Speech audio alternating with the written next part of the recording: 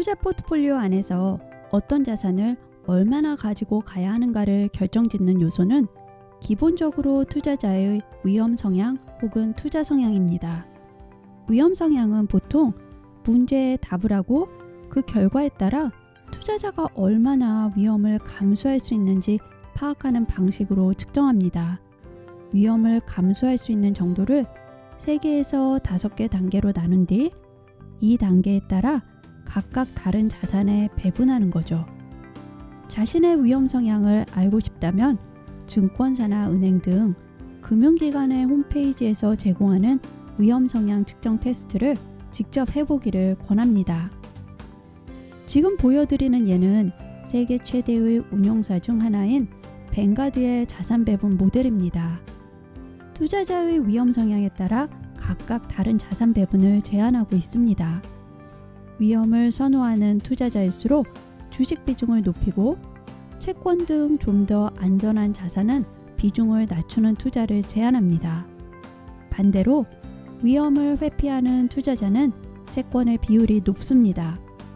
중립형은 그 중간 정도임을 알 수 있죠. 이렇듯 위험 성향을 고려해서 투자하기 전에 우리는 먼저 자산을 크게 2가지로 나누어 볼 수 있습니다. 바로 방어자산과 성장자산입니다. 방어자산은 가격의 변동성이 크지 않아 수익률 변동이 적고 큰 수익을 얻을 확률은 낮은 자산들입니다. 가령 미국 같은 선진국 국채에 투자하거나 저축한다면 이는 방어자산에 해당합니다. 반면 성장자산은 단기간에 많은 가격 변화를 보이고 투자 위험성도 크지만 더 높은 수익률을 기대할 수 있는 자산입니다. 앞서 말한 국채나 저축 등을 제외한 대부분의 투자 자산, 즉 각종 회사채나 부동산, 주식 등이 이에 해당합니다. 자산 배분의 핵심은 위험 성향에 따라 2가지 자산을 섞는 데 있습니다.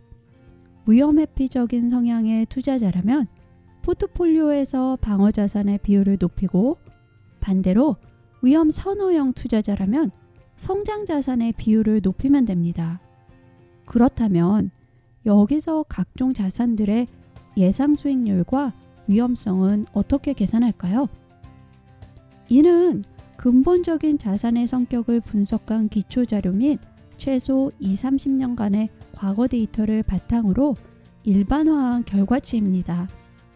대부분의 국내 대형 증권사와 자산운용사에서는 최소 20-30년간 자산의 수익률과 위험성을 보고 투자자의 위험 성향에 따라 위험 회피형, 중립형, 선호형으로 나누어 자산 배분을 제한합니다.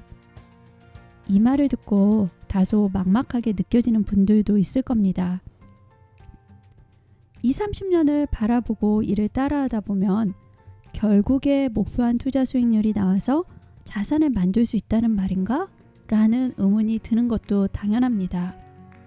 결론부터 이야기하자면 그렇다입니다. 하지만 여기에 말도 안 되는 상황이 벌어질 가능성을 우선 살펴봅시다. 20년간 포트폴리오를 유지하면서 중간에 수익률이 올라가기도 내려가기도 했지만 결국은 괜찮은 누적 수익률을 달성할 수 있었고 자산도 늘었습니다. 은퇴를 염두에 20년을 운용했는데 막상 은퇴하려던 21년째 되는 해에 2008년 글로벌 금융위기 같은 사태가 벌어진 겁니다. 그리고 투자 포트폴리오는 그 21년째 한 해 동안만 50%의 가치를 잃었습니다. 이는 충분히 실현 가능성 있는 시나리오입니다.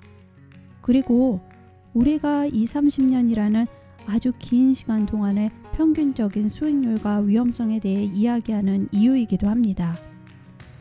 수익률과 위험성이 큰 자산일수록 2008년 글로벌 금융위기 혹은 코로나로 인한 경기 침체 같은 상황이 왔을 때 입는 손실 가능성과 그 정도가 큽니다.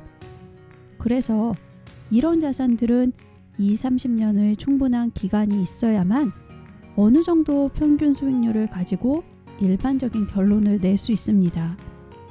이 이야기는 역설적으로 앞으로 투자할 시간이 30년보다 적게 남은 투자자들에게는 위험 성향 테스트만으로 자산 배분을 하는 방식이 맞지 않을 수도 있다는 의미이기도 합니다.